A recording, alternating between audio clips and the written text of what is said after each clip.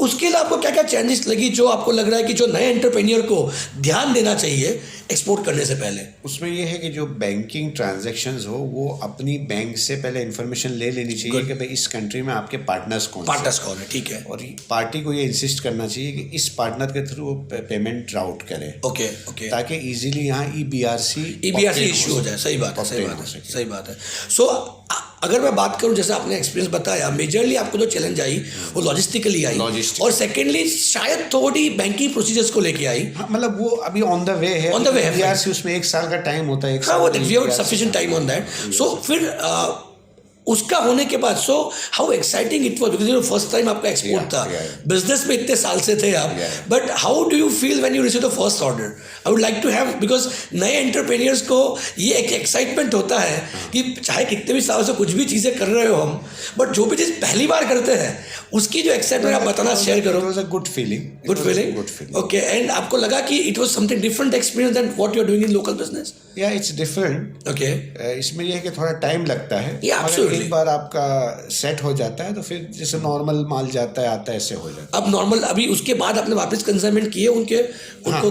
Repeat orders आप already कर रहे हैं उनके साथ। ओके, और वही ट्रांजेक्शन मंथली, अब जैसे आपने बताया 20 कंटेनर भेज रहे हैं।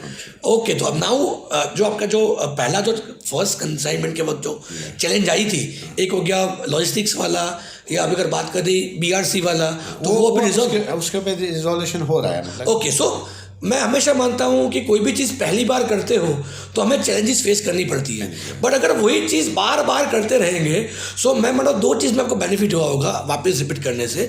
एक तो आपका ट्रांजैक्शन स्मूथ हुआ होगा, और अलॉन्ग विद दैट मैं अगर गलत नहीं हूँ तो आपकी कॉस्ट भी कम हुई होगी, क्योंकि पहली बार कोई भी चीज़, हम लोग गाड़ी चलाते हैं तो फर्स्ट गियर में चलाते हैं और सेकंड, थर्ड, फोर्थ गियर में जाते हैं तो ऑटोमेटिकली एवरेज बढ़नी चालू होती है। सो आई एम श्योर आपको भी ये बेनिफिट हुआ होगा। एंड अगर आप बताना चाहे तो what was usual margin you earned around this doing the transaction every month?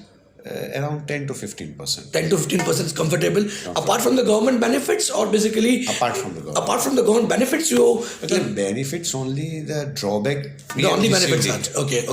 That we have received cash. Okay. After export, after clearing the cargo, they give me in the account. ठीक है. But the MEIS benefit, it's a long procedure. No, but still it is supposed to be claim. आपने अगर जैसे बताया, it's claim, right. But it's a lengthy procedure. No, we understand, because आपका एक value नहीं बनेगा तब तक MEIS क्लेम करना भी डिफिकल्ट है, right? So in that case basically आप MEIS क्लेम भी करते हो, so you show sufficient number of transaction, right? तो उसका वो, लेकिन सर बेनिफिट तो बेनिफिट ही है, राइट? अगर मैं साल के 12 long term benefit, so apart from that you earn 10-15% margin.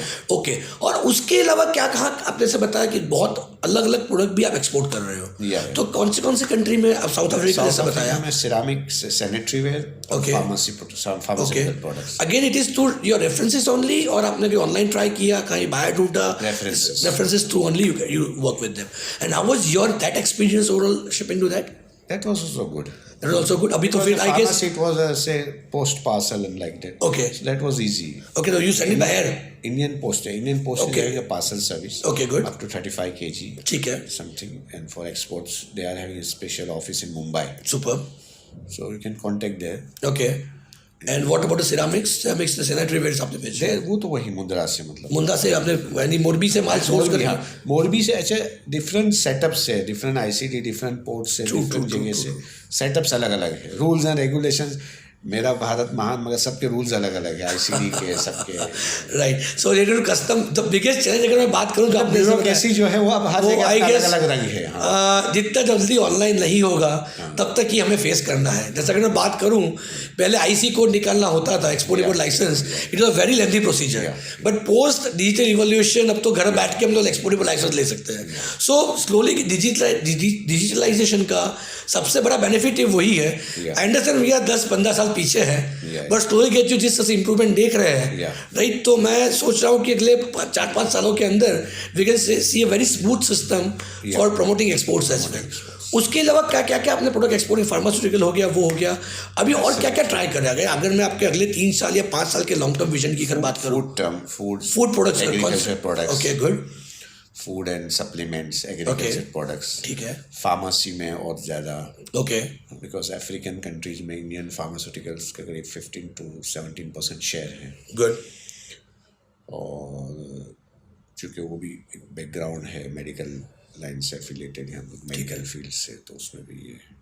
सो अगर मैं बात करूं, जैसे आपने बताया कि मेजोरिटी, आपने अगर साउथ अफ्रीका की बात की या यूके की बात की, you are lucky that you already, because आप इतने सालों से बैठे हो तो आपका नेटवर्क अच्छा था, सो नेटवर्क में काम हो गया। पर उसके अलावा भी आप कोई एक्सरसाइज कर रहे हैं जहाँ से आपको बाहर से ऑनलाइन में करता हूँ थोड़ा बहुत टाइम निकाल के एम्बेसीज से कांटेक्ट करके। ओके। और ये फियो के थ्रू जो भी डेलीगेशंस आते हैं, जाते हैं, ओके, सेमिनार्स होते हैं, गुड, वेबिनार होते हैं, वेबिनार्स होते हैं, ओके, उसको देख कर ये। So how do you find that is beneficial, या आपको लगा कि नहीं सर वो सिर्फ बातें होती है, सबको मिलते हैं, घर पे चले जाते हैं? नहीं, फियो के जो होते हैं उसमें लोग आते हैं और उसमें जीनियन बायर्स मिलते हैं, okay. Normally B2B private sites जो होती है उसमें जीन्यूनिटी आप नहीं इतना नहीं। सही बात है क्योंकि बहुत विद थ्रू गवर्नमेंट होता है दोनों तरफ, तो उसमें थोड़ा जीन्यूनिटी रहती है। ओके, तो आपने ऐसे थ्रू कोई डील की, आपकी डील की प्लानिंग हो रही है। जैसे अभी ईरान का एक सेमिनार आया था, ईरान के एम्बेसडर आए थे, ओके, और ये वो तो ईरान की जो भी डीलिंग वगैरह थी उसको समझा कि भाई क्या है, किस तरह से होता है, क्या होता है, सही बात है, क्या है, ओके।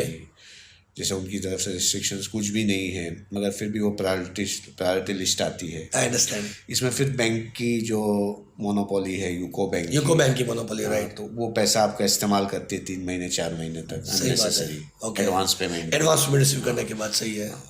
तो अभी इन्होंने IDBI को आज ही मतलब कि अप्रूव कर दिया इंडियन गवर्नमेंट ने। ये अब देखिए क्या होता है उसमें, ओके।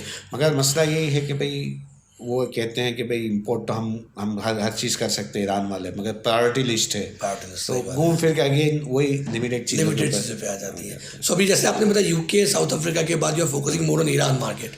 आई ट्राइड कि भाई ये यूको बैंक का बेनिफिट, मगर वो इतना नहीं से बेहतर दूसरी गल्फ कंट्रीज में। ओके, सो और क्या क्या एक्सरसाइज कर रहे हैं आपको लग रहा है जहाँ पे हम लोग एक अच्छे लेवल पे आप लेके जाए? So what is the next 3 year और 5 year down the line vision? Singapore, Malaysia, south east Asia focus कर रहे हो, ओके। कंट्रीज, तो क्या क्या एक्टिविटी कर रहे हैं उसके ऊपर मैं जानना चाहूँ तो?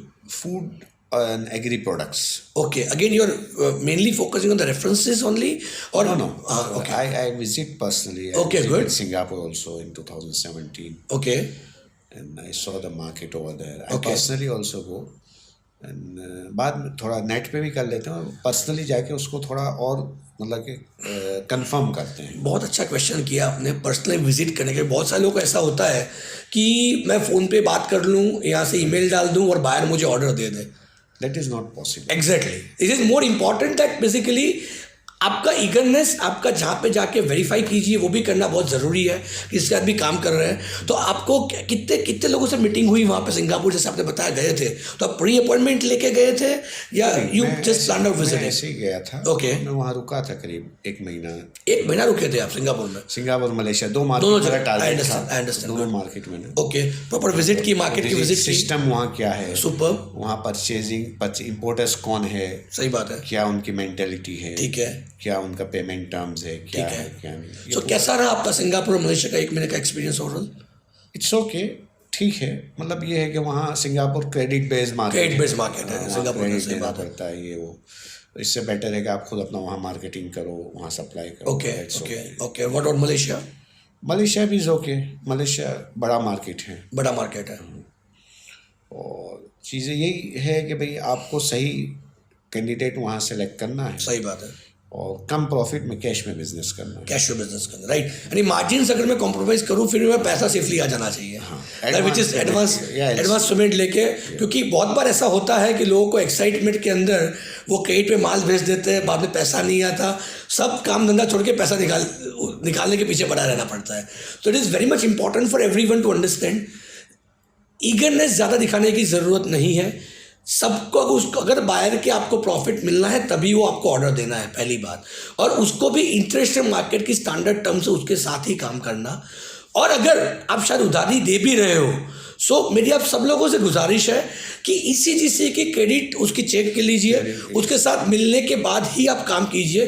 पहली बात तो मैं उधारी इंकरेज नहीं करता हूँ, पर फिर भी क्या हम लोग इंडिया में आदी बने हुए हैं, राइट, कि लोकल मार्केट ही ऐसा बनाया हुआ है उधारी का। फिर भी अगर उसी चीज़ को लेके इंटरनेशनल मार्केट के अंदर भी अगर आप जा रहे हो तो मेरी रिक्वेस्ट है ECGC से आप क्रेडिट पॉलिसी ले लीजिए, बायर को वेरीफाई करवा लीजिए, उसके बाद ही उसको एक्सपोर्ट कीजिए, राइट। और क्या आप से कुछ शेयर करना चाहोगे हमारे नए? एग्रीकल्चर में लोग सामने माल लेके जाते हैं, Okay. गल्फ कंट्रीज, उधार माल वहाँ जाके मार्केट में बेचते हैं। सही बात है। तो उसमें ना आप ECGC चेक कर सकते हो, सही बात नहीं है। कर सकते हो, तो ऑब्वियसली उसमें रिस्क ज़्यादा, रिस्क फैक्टर ज़्यादा रहता है। सही बात है, सही बात है। इससे बेटर है कि आप और कंट्रीज जो आपकी टारगेटेड कंट्रीज है वहाँ आप अपनी कंपनी खोल लें, वहाँ कोई आपका रिप्रेजेंटेटिव रख लें, देख ले, सही बात है। और डायरेक्ट आप वहाँ अपनी कंपनी के नाम अपने पे माल इंपोर्ट कर रहे हैं, सही बात है, वहाँ डील कर लोकली सकते डील हैं। करें। बट बिलाल जी, मैं ऐसे मान रहा हूँ कि ये सब जैसे नए एंटरप्रेन्योर्स होते हैं, आपकी एक पुरानी पीढ़ी चली आई है तो it financially seems very sound on that, but for as a new entrepreneur that becomes really difficult, right, to open such kind of company. तो Nowadays, see, Gulf is a main gateway to all African countries and European countries. Reshipment का transshipment के लिए, okay, Everything. Gulf is the main. Gulf is the main market to work. Dubai, Sharjah, okay. ठीक है। Nowadays, they are offering a trade license in 7,500 AED. सही बात है, यानी 7,500 AED में करीब 1.5 लाख रुपए में आपको लाइसेंस लाइसेंस मिल जाता है। सही बात है। आप वहाँ जाइए, आप अपना लाइसेंस लीजिए, बैंक अकाउंट ओपन कीजिए। आप वहाँ क्यों रह रहे हैं? आप यहीं रहिए, ऑनलाइन आप ट्रांजैक्शन कीजिए। सही बात है। 6 महीने में एक बार आपको अपना जो लिविंग परमिट है, कामा है, वो उसको रिन्यू करने के लिए आपको जाना है। एयरपोर्ट तक जाना सही है। बात है, सही बात है। सो चीज़ें बहुत इजीली होती हैं। और Okay. बायर्स जो आपको वहाँ बैठते हैं, अगर आप रहते हैं बैठते हैं, तो वहाँ आपको अफ्रीकन बायर्स मिल जाते हैं। सही बात है। टेक्सटाइल के जो हमारे बायर्स जो इंडिया नहीं आते, वो सब अफ्रीका से आते हैं, क्योंकि दुबई बेसिकली एक ग्लोबल ट्रेड का बेसिक हब है। उनके लिए ट्रांसशिपमेंट के लिए भी इजी रहता है, वहाँ से रीट्रेड करने के लिए भी बहुत। मैंने दुबई की मार्केट भी स्टडी की है। वहाँ Okay. 2 महीने रुका हूँ। गुड। किस तरीके से वहाँ लोग लोकल वहाँ से जो ट्रेड होता है, अफ्रीकन कंट्री वाले आके कैसे खरीदते हैं, कैसे। सही बात है, सही बात है। तो आपने दुबई एक्सपोर्ट करना चालू किया है, प्लान कर रहे हैं? क्या लग रहा है आपको दुबई के मार्केट को लेके? दुबई एस्टैब्लिशमेंट करने का मैं सोच रहा हूँ अपना। ओके, अपनी खुद की ऑफिस एस्टैब्लिश करने का प्लानिंग कर रहा है। और क्या क्या कम्युनिटी के अंदर काम करेंगे दुबई के अंदर? प्लान टेक्सटाइल में, टेक्सटाइल में भी अगर बात करें, टेक्सटाइल बहुत बड़ी इंडस्ट्री है। सिरामिक सैनिटरी, सिरामिक और बिल्डिंग मटेरियल्स, बिल्डिंग मटेरियल्स के अंदर, हाँ, क्योंकि GCC के अंदर सबसे बड़ा कंस्ट्रक्शन का काम हो रहा है। So mainly will focus on GCC only, कि वहाँ से री एक्सपोर्ट करने के लिए भी सोच रहे हैं हम? नहीं, वहाँ लेके बैठेंगे, वहाँ लोकली भी करेंगे, और अफ्रीकन कंट्री जो बायर्स आते हैं उनको भी कैटर करेंगे। नहीं, ठीक है। It's wonderful sir to know कि आप अलग अलग इंडस्ट्री के अंदर इतने सालों की लीगेसी को लेके जो आप आए हो, उसको आप आगे बढ़ाना चालू किया। मैन्युफैक्चरर से, ट्रेडर से हमारा एक पुराना type. I understand that has given a very big benefit, क्योंकि मैं मानता हूँ सबसे बड़ी चैलेंज अगर है तो ऑर्डर आ जाने के बाद उसको पहुँचाने की है, क्योंकि वो टाइम से सप्लाई नहीं हो पाता, टाइम से सप्लाई नहीं होता, उसके कारण उसका बेसिकली ऑर्डर के अंदर इश्यू आ जाता है। सो वो आपके पास लीगेसी होने के कारण 70 इयर्स की, that becomes very smooth to you. So आपके हिसाब से एज ए न्यू एंटरप्रेन्योर या एक्सट्रीम एंटरप्रेन्योर की अगर बात करें, राइट, सो उसको क्या क्या चीज़ों का मेनली फोकस करना चाहिए as a new startup, right, जहाँ पे फोकस करे, जहाँ से वो इजीली एक्सपोर्ट करना स्टार्ट कर सकता है? पहले तो वो अपना कोई प्रोडक्ट सिलेक्ट कर लें। ओके। उसी प्रोडक्ट के ऊपर थोड़ी नॉलेज ले लें। या अगर मैं चाहूँ, मैं किस तरह की नॉलेज अगर थोड़ा शेयर कर पाओ तो? नहीं, या तो आप अपना प्रोडक्ट है, हाँ, तो उसकी नॉलेज आपको होगी। सही बात है। नहीं है तो आप प्रोडक्ट सिलेक्ट कीजिए। ओके। WTO की वेबसाइट पे जाके देखिए इंडिया का एक्सपोर्ट्स कितना हो रहा है। सही बात है, गुड। और कौन सा प्रोडक्ट है सबसे ज़्यादा एक्सपोर्ट हो रहा है, सही है, एक्सपोर्ट हो रहा है, उसको देखिए आप। ठीक है। वो कहाँ से जनरेट होता है, कहाँ से बनता है, कहाँ से उसका ये है, उसकी जो जन्मभूमि है वो कहाँ से। राइट। वो उसके ऊपर आप ये कीजिए, वो मार्केट को जाके आप पर्सनली एसेस विजिट कीजिए। सुपर। ये वो फिर आप अपनी टारगेटेड कंट्री, आपको टारगेट होनी चाहिए किस कंट्री में, सुपर, उस कंट्री में एक विजिट कर लेना चाहिए आपको। ओके। और वैसे इनिशियली कुछ भी नहीं करें, आप FIO की मेंबरशिप ले लें और FIO की वेबसाइट दिन में 2-3 घंटे उस पर दे दें। Good. So that will gain you a good experience. So आपके हिसाब से अगर बात करो, क्योंकि यूजुअली ऐसा होता है, मेजोरिटी जो प्रोग्राम ज्वाइन करते हैं उनका एक उद्देश्य यही होता है कि मुझे बाहर मिल जाए, राइट। पर जैसे आपने बताया बायर मिलने से पहले आपको ग्राउंड वर्क करना, groundwork। Ground work that is product knowledge लेना, प्रोडक्ट को सिलेक्शन करना, उसके बाद मार्केट का नॉलेज लेना, कहाँ पे बेचना चाहिए उसका ग्राउंड वर्क करना, वो सबसे ज़्यादा ज़रूरी है। क्योंकि अगर आप स्टैटिस्टिक चेक करोगे कि भाई ये प्रोडक्ट है यहाँ पे ऑलरेडी एक्सपोर्ट हो रही है, तो अगर मार्केट वहाँ पे है तभी जाके एक्सपोर्ट हो रही है। सो वो स्टैटिस्टिक चेक करना बहुत ज़रूरी है। जैसे very good support you share with us कि उसका एक ग्राउंड वर्क वो सबसे ज़्यादा ज़रूरी है। क्योंकि बहुत लोगों को मैं देखा है, बहुत बार मैं बहुत सारे लोगों से मिलता हूँ, उनकी ऐसा होता है कि बायर नहीं मिलता है, बायर जॉब नहीं देता है, बट बायर को जो आंसर चाहिए उनके पास ही नहीं होता है। सो बायर, जैसे हम लोग डरते हैं कि बायर पैसा नहीं देगा, वैसे बायर भी तो डरता है कि उसने पैसा नहीं माल नहीं दिया, राइट। सो ये डर भी अगर अपना प्रॉपर प्रोडक्ट का या मार्केट का नॉलेज होता है, वो डर भी हमारा दूर हो सकता है, बाहर भी हम पे ज़्यादा कॉन्फिडेंट हो सकता है। तो जो आपने जो पहली डील की, जैसे आपने बताया चाहे आपके रिलेटिव ही थे, तो फिर भी आपने उनको उधारी पे ही बेचा या आपने एडवांस रिसीव कर, क्योंकि पेमेंट का डर रहता है, and he agreed to make the payment as well, क्योंकि उनको आपने बताया था कि मैं फर्स्ट टाइम एक्सपोर्टर हूँ या कुछ हूँ। एक्सपोर्टर जरूरी नहीं था बताना, जानते क्या है, मैं बिजनेसमैन। Okay good. सो आपका बिजनेस का जो बैकग्राउंड था वो आपको बहुत हेल्पफुल लगा कि वहाँ पे आप क्या काम कर पाए। सो और कुछ मैसेज देना चाहते हैं अगर हमारे जो भी प्रोग्राम के व्यूअर्स हैं उनको, कि कैसे वो सक्सेसफुल या उनकी थॉट प्रोसेस, मैं मान रहा हूँ सबसे, जैसे आपने बताया लास्ट 1.5 साल से आपका एक फोकस था कि मुझे ये मार्केट कवर करना है, इसी मार्केट में काम करना है, तो क्या होना चाहिए? वो पहले तो वो अपना प्रोडक्ट सिलेक्ट कर लें और उसके बाद मार्केट को टारगेट कर लें, किस मार्केट में करना, ठीक है। और दोनों मार्केट की स्टडी फिजिकली होनी चाहिए। गुड। जो जहाँ एक्सपोर्ट करना है वहाँ भी, सुपर, और जहाँ से सोर्स करना है वहाँ पे, ठीक है। उसके बाद फिर वो जो भी ये नए मार्केटिंग वगैरह है, इंटरनेट मार्केटिंग है, ट्रेड फेयर है, या वहाँ कोई डेलीगेशन जा रहा है, वहाँ पे डेलीगेशन आ ठीक रहा है, है, उसको फॉलो अप ले उस पर। ओके। एंड आपने इंडियन एम्बेसी के साथ भी वहाँ पे बात की थी? इंडियन एम्बेसी से भी मेल करके आप मंगवा सकते हैं, उनसे भी इंपोर्टर्स की लिस्ट वगैरह मंगवा सकते हैं। Okay, that will be more helpful to you. That is also part of sourcing the buyers. Buyers as well, yeah. But was it helpful really? That's what to understand. It's helpful. Is it right? It's good to know. Because बहुत सारे ऐसे क्या लोग कहते हैं कि so Indian embassy कुछ भी उठा के हमें डेटाबेस देती है, कुछ भी देती है। जिस ज़माने में नेट नहीं था, इंटरनेट नहीं था, उस ज़माने में मेरा तजुर्बा है कि लेटर लिखते थे, अगर लेटर लिखते या फैक्स करते थे तो वो उनकी तरफ से बड़े बड़े ब्रोचर्स और सब कुछ आया। पर अभी इंटरनेट का ज़माना, it become more easy and convenient as well to take care of. That's wonderful sir, बहुत अच्छा लगा आपसे बात करके। I am quite glad to see new entrepreneurs, specifically EXIM entrepreneurs, क्योंकि जो हमारा जो मिशन है वही है कि ज़्यादा से ज़्यादा लोग एक्सपोर्ट इंपोर्ट फील्ड में आए।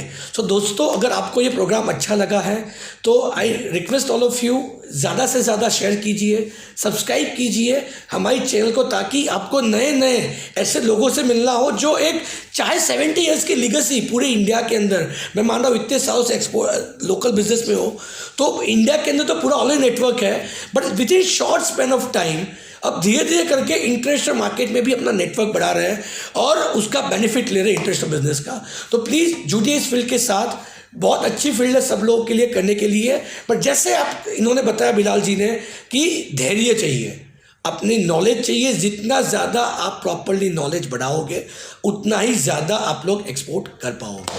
सो thanks again for watching this program. I sincerely thank Bilal ji for coming down and sharing your experience. It was really useful for every one of us, and thanks lot and wish you all the best for your future prospects. Thanks a lot, thank you.